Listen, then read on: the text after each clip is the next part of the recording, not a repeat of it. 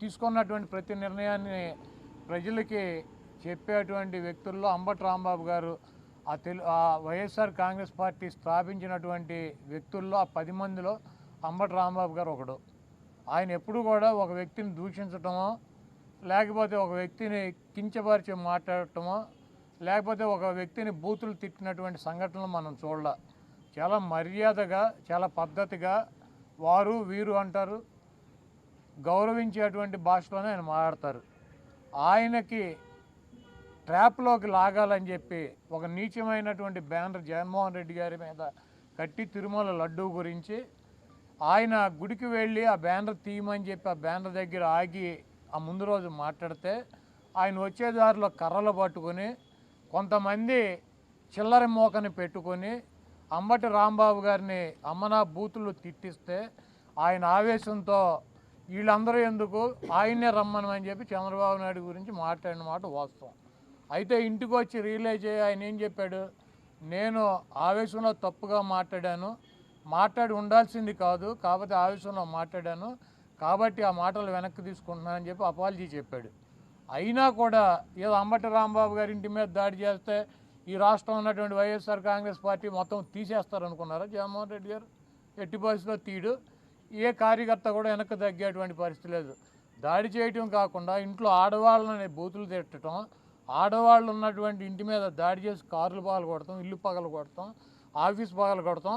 ఈ చేతగాని పోలీసులు దగ్గరుండి కాపలాగా ఉండి ఇవన్నీ కూడా చేయించినటువంటి కార్యక్రమాలు. ఆయన అరెస్ట్ చేసి జైల్లో పెట్టారు. ఇప్పుడు ఏమైంది? 18 రోజుల్లో ఆయన బయటకు వచ్చాడు. ఈరోజు వైఎస్ఆర్ కాంగ్రెస్ పార్టీలో కానీ రాష్ట్రంలో కానీ ట్రెండింగ్లో ఉన్నటువంటి సూపర్ హీరో ఎవడంటే అంబటి రాంబాబు గారు.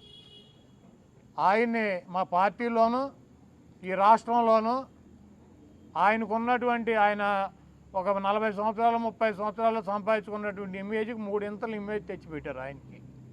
కాబట్టి మీరు ఇంత దుర్మార్గంగా వ్యవహరిస్తున్నా కూడా, మీరు అప్రజాస్వామ్య పద్ధతిలో వైఎస్ఆర్ కాంగ్రెస్ పార్టీని అణచివేయాలని చెప్పి ప్రయత్నిస్తున్నా కూడా, మీరు జైల్లో పెట్టినటువంటి ఏ వ్యక్తి కూడా రాజకీయాలు వదిలేసి పారిపోలేదు. ఇది గుర్తుపెట్టుకోండి. ఏ వ్యక్తి కూడా తగ్గేటువంటి పరిస్థితి లేదని చెప్పి ఇంకా బలంగా జగన్మోహన్ రెడ్డి గారికి మద్దతుగా మిమ్మల్ని ఎండగట్టేటువంటి కార్యక్రమాలు తీసుకుంటున్నారు. మీ ఎర్ర బుక్కులకి, మీ పసుపు బుక్కులకి ఇక్కడ భయపడేవాడు ఎవడో లేడన్నదే గుర్తుపెట్టుకోవాలి. నిన్న లోకేష్ చెబుతున్నాడు, జగన్మోహన్ రెడ్డి గారి పేరు రాశారా అని అడిగితే, జగన్మోహన్ రెడ్డి గారి పేరు ఉందో లేదో మీ త్వరలో తెలుస్తుంది. మీ మామయ్య బాలకృష్ణ గారి డైలాగ్ ఒకటి ఉంటుంది, నాకు నువ్వు ఎదురొచ్చినా నీకే ప్రమాదం, నేను ఎదురొచ్చినా నీకే ప్రమాదం. అలాగే ఆ బుక్లో నువ్వు జగన్మోహన్ రెడ్డి పేరు రాసినా నీకే ప్రమాదం, లేకపోతే జగన్మోహన్ రెడ్డి గారు ఏదైనా బుక్లో నీ పేరు రాసినా నీకే ప్రమాదం. కాబట్టి జగన్మోహన్ రెడ్డి గారిని తక్కువ చేసో, జగన్మోహన్ రెడ్డి గారిని భయపెట్టో, జగన్మోహన్ రెడ్డి గారిని నైతికంగానో లేకపోతే అబద్ధాలు చెప్పో దెబ్బతీయాలన్నటువంటి మీ కుట్రలు శాశ్వతంగా ఫలించవు. ఏదైనా ఒక ఎన్నికల్లో ఫలిస్తాయి. అదేవిధంగా అంబటి రాంబాబు గారు లాంటి స్వచ్ఛమైనటువంటి నికార్స్ అయినటువంటి వైఎస్ఆర్ కాంగ్రెస్ పార్టీకి, జగన్మోహన్ రెడ్డి గారి కుటుంబానికి అండగా ఉన్నటువంటి వ్యక్తుల్ని మీరు ఇబ్బంది పెట్టడం వలన భవిష్యత్తులో దెబ్బకు దెబ్బ మీరు కూడా ఇటువంటి ఇబ్బందులను ఫేస్ చేయాల్సినటువంటి పరిస్థితి తప్పకుండా ఉంటుంది. వాటన్నిటినీ తట్టుకొని నిలబడగలమన్నటువంటి శక్తి సామర్థ్యాలు కనుక మీకు ఉన్నాయంటే రండి, దమ్ముగా వచ్చి మమ్మల్ని ఏం చేయాలనుకుంటున్నారో, రాంబాబు గారినో నన్ను లేకపోతే మాట్లాడే వాళ్ళని ఏం చేయాలనుకున్నారో చెయ్యండి. అయితే పక్కగా ఒకటైతే చెబుతున్నాను, జగన్మోహన్ రెడ్డి గారు ఇక్కడ ఉన్నది మీ పిరికి చేష్టలకి, మీ ఉడత ఊపులకి బెదిరేటువంటి ప్రసక్తి ఉండదు.